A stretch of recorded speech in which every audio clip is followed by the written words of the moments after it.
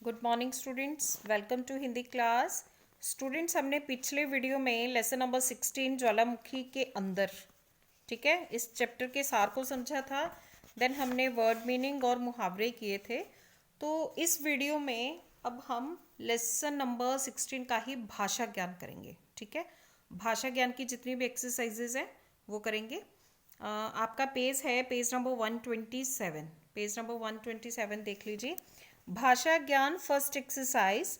निम्नलिखित विशेषण शब्दों से भाववाचक संज्ञा बनाकर लिखिए। ठीक है, कौन सी संज्ञा? भाववाचक संज्ञा। संज्ञा तो आपको पता ही है। संज्ञा मीन्स किसी भी चीज का जो नेम है उसे हम कहते हैं संज्ञा। किसी व्यक्ति, वस्तु, स्थान या भाव के नाम को क्या कहा जाता है? संज्ञा। तो यहाँ पर कौन सी संज्ञा बनानी है हमने? भाववाचक संज्ञा। भाववाचक संज्ञा मीन्स जो भाव हो, हमारी जो फीलिंग्स हैं, ठीक है, हमारी जो फीलिंग्स के नेम हैं उसे हम कहते हैं भाववाचक संज्ञा। तो यहाँ पर कुछ शब्द दिए हुए हैं, उनसे हमने भाववाचक संज्ञा बनानी है। फर्स्ट है जानकार, तो जानकार का आएगा जानकारी। देन निश्चित, निश्चितता। ठीक है, स्पेलिंग ध्यान से देखेंगे सभी। देन विस्तृत, विस्तृता। विस्तृत, विस्तृता। देन नेक्स्ट प्रसिद्ध, प्रसिद्धि। सक्रिय, सक्रियता। दृढ़, दृढ़ता। स्टूडेंट स्पेलिंग को बहुत ध्यान से देखेंगे और इसे अपनी बुक में कंप्लीट भी करना है। देन नेक्स्ट एक्सरसाइज है, निम्नलिखित वाक्यों को दिए गए उदाहरण के अनुसार बदल कर लिखिए।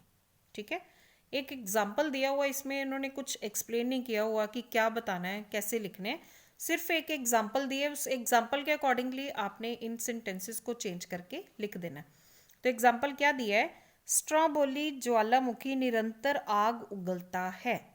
ठीक है, तो कैसे बनाना है, इसको कैसे चेंज किया है? स्ट्रॉबोली ज्वालामुखी द्वारा निरंतर आग उगली जाती है के द्वारा, ये वर्ड ऐड करना है और सेंटेंस के अकॉर्डिंगली इसे चेंज करना है, उगली जाती है। देन आप देखेंगे फर्स्ट है, किरचर उपलब्ध जानकारी प्राप्त करने का प्रयत्न करते हैं। तो इसे चेंज कैसे करेंगे? According to the example. किरचर द्वारा उपलब्ध जानकारी प्राप्त करने का प्रयत्न किया जाता है। ठीक है, देन नेक्स्ट वन, उन्होंने ज्वालामुखी के विषय में एक लेख पढ़ा। तो इसे चेंज करेंगे, उनके द्वारा ज्वालामुखी के विषय में एक लेख पढ़ा जाता है। ओके, देन नेक्स्ट, किरचर ने साथियों को सारी स्थिति समझा दी। सारी स्थिति समझा दी। तो आंसर है किरचर द्वारा साथियों को सारी स्थिति समझा दी जाती है। देन सामान उठाकर वे पहाड़ की चोटी की ओर चले। उनके द्वारा सामान उठाकर पहाड़ की चोटी की ओर चला जाता है। ठीक है स्टूडेंट्स, ये हो गए आपकी second exercise. Then come to the next exercise, exercise number 3। निम्नलिखित अनेक शब्दों के लिए एक शब्द लिखिए। ठीक है, अनेक शब्दों के लिए एक शब्द। यहाँ पर आपको एक्सप्लेन बताया हुआ है कि अनेक शब्दों के लिए एक शब्द है ये एक्सरसाइज। ठीक है, अनेक शब्दों के लिए एक शब्द। फर्स्ट वन है, ऐसा पर्वत जिससे आग और लावा निकलता है। तो आपके लेसन में ही दिया हुआ है ज्वालामुखी। ओके, देन चट्टानों से बना हुआ। चट्टानों से पहाड़ भी बनते हैं, और चट्टाने जो, जैसे चट्टानों के पहाड़ होते हैं तो उन्हें हम कहते हैं ठोस पहाड़। ठीक है, चट्टानों से बने हुए ठोस, ठोस मीन्स सख्त, तो ठोस पहाड़ कहेंगे इसे। Then next exercise, sorry next one है आपका, जिससे कष्ट से प्राप्त किया जा सके। ठीक है, कष्ट से, जिसमें तकलीफ हो तो उसे कहते हैं कष्ट साध्य। सी द स्पेलिंग्स केयरफुली, कष्ट साध्य। देन नेक्स्ट वन, जिसका प्रमाण उपलब्ध हो। प्रामाणिक, प्रामाणिक, स्पेलिंग ध्यान से देखना बेटा, प्रामाणिक। देन सहायता करने वाले, सहायक, जैसे उसने अपने सहायकों को बोला था एक किरचर ने, तो सहायता करने वाले सहायक। Then next exercise, exercise number 4। निम्नलिखित शब्दों में उपसर्ग लगाकर नए शब्द बनाइए। ठीक है, उपसर्ग लगाकर हमने क्या बनाना है? नए शब्द। स्टूडेंट्स एक्सरसाइज करने से पहले हम समझेंगे कि उपसर्ग क्या होते हैं। उपसर्ग एक होते हैं उपसर्ग और एक होते हैं प्रत्यय, जिसे आप इंग्लिश में बोलते हैं सिफिक्स और प्रीफिक्स। ठीक है, तो उपसर्ग वो होते हैं जो शब्द से पहले लगकर, ये मैंने आपको बहुत बार समझाया हुआ है, फिर से ध्यान से सुन लीजिए। शब्द से पहले लगकर उसका अर्थ चेंज करते हैं, शब्द से पहले लगकर शब्द का अर्थ चेंज करते हैं, उसे कहते हैं उपसर्ग।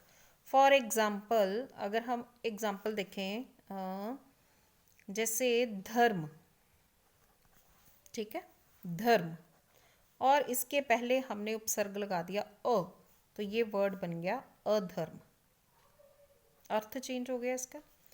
दूसरा एग्जाम्पल देखेंगे, नेक्स्ट वन, सुंदर, ठीक है, तो इसके पहले अ उपसर्ग लगा दिया, तो सुंदर मीन्स बहुत सुंदर, कोई अच्छी चीज़, तो नया शब्द बन गया असुंदर। ठीक है, तो उपसर्ग वो होते हैं जो शब्द से पहले लगकर उसका अर्थ बदल दें, उसे हम कहेंगे उपसर्ग। और प्रत्यय क्या होते हैं? जो शब्द के बाद में लगते हैं, जो शब्द के बाद में लगते हैं उसे हम कहते हैं प्रत्यय। तो चलिए, जो आपकी एक्सरसाइज है उसमें उपसर्ग और प्रत्यय बताने, निम्नलिखित शब्दों से उपसर्ग लगाकर नए शब्द बनाइए। यहाँ पर कुछ शब्द दिए हुए हैं, इनसे हमने उपसर्ग लगाकर नए शब्द बनाने हैं। फर्स्ट है लब्ध, उप, तो शब्द बन गया उपलब्ध। देन पश्चात तत्, तत्पश्चात। स्थिति परि, परिस्थिति। शंका आ, आशंका। संभव असंभव। होश बे, बेहोश। ठीक है, तो ये आपकी ये फोर्थ एक्सरसाइज हो गई। उसके बाद नेक्स्ट है फिफ्थ एक्सरसाइज, निम्नलिखित शब्दों के विलोम शब्द लिखें। क्या लिखना है? विलोम शब्द। विलोम तो सबको पता है क्या होते हैं। विलोम मीन्स जो ऑपोजिट हों, ठीक है, उल्टा अर्थ बताने वाले शब्द। विलोम को और क्या कहते हैं? विपरीत शब्द भी कहते हैं। ठीक है, विपरीत शब्द भी कहते हैं विलोम को। तो फर्स्ट है सक्रिय, सक्रिय मीन्स एक्टिव, तो यहाँ पे असक्रिय भी लिख सकते हैं या शांत। देन उपलब्ध, अनुपलब्ध, बेटा इसकी स्पेलिंग बहुत ध्यान से देखना। अनुपलब्ध, ये जो ऊ है ना, ये न के इधर आ गया, अनुपलब्ध। देन विस्तृत, विस्तृत होता है बहुत ज़्यादा फैलना, तो संकीर्ण, संकीर्ण मीन्स स्क्वीज होना। देन भूतपूर्व, अभूतपूर्व, भूतपूर्व। भयभीत, भयभीत, नीडर, जो ना डरे, भयभीत होता है डरना। प्रवेश, एंटर करना, बाहर निकलना। निष्कासन, निष्कासन, इसके स्पेलिंग्स बहुत ध्यान से देखेंगे, सभी ध्यान से अपनी बुक में स्पेलिंग्स लिखना, इसमें मिस्टेक्स नहीं होनी चाहिए। ओके स्टूडेंट्स, इस तरह से ये जो आपका चैप्टर है ये कंप्लीट हो गया।